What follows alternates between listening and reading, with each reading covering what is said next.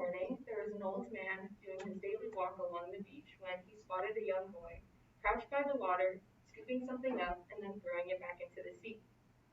The old man continued to watch and he saw the little boy shuffle further down the beach and repeat the same actions over and over again, stopping, scooping, throwing, and shuffling and repeat. What are you doing there, boy? The old man asked. I'm saving these stranded starfish, replied the boy. If they stay out on the beach, they'll dry out and die, so I'm throwing them back into the ocean so they can live. The old man was silent for a moment. Young man, he said, there are millions of stranded starfish out here. Just on this stretch of beach alone, there must be hundreds. Around the next corner, there must be thousands more. I hate to say it, but you're never going to make a difference. We'll come back and see how the story ends just a little later. During the summer, before entering my senior year of high school, one of my teachers brought it to my attention how a lot of children were struggling with adjusting to online learning. There are a lot of factors as to what makes online learning especially challenging for elementary age students, so I knew I wanted to do whatever I could in order to help these kids regain a sense of structure and support throughout this time. So combining my knowledge in math and potential teaching career, my teacher and I worked together to devise a plan for me to offer free math tutoring sessions for the elementary students in my area over Zoom.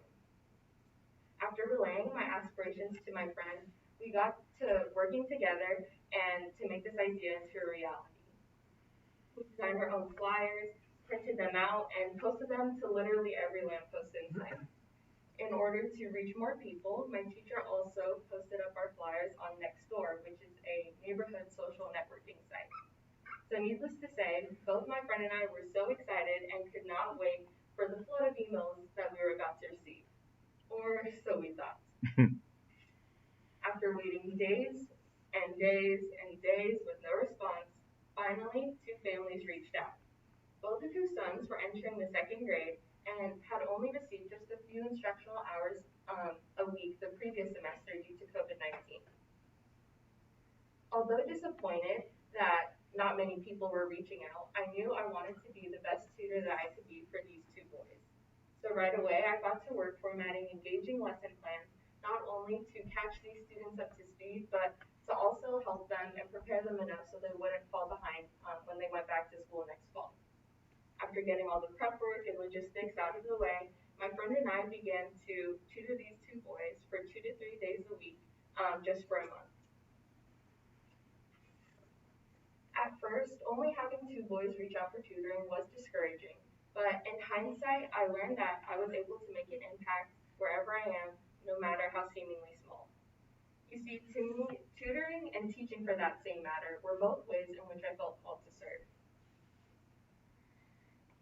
But for a while, I thought that service only really mattered if it was on some grander scale, like going abroad and serving on a missions trip, or curing cancer.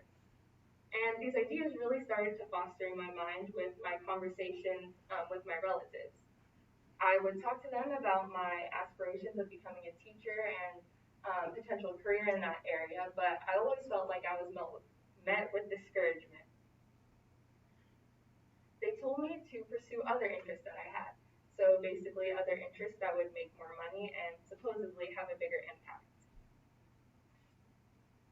Inevitably, I ended up belittling my own passion for teaching for a while, but tutoring these 2 boys is what got me back on track. First off, both of these boys showed immense improvement in their skills within our time that we spent together. Secondly, to see the excitement on their face as we broke down complex problems into parts that they understood was so rewarding.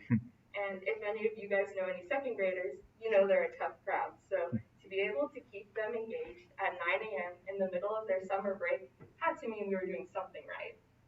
And initially, summer break was all it was supposed to be. But both my friend and I began to become so invested in these boys and they in us that we continued to tutor them for 9 whole months.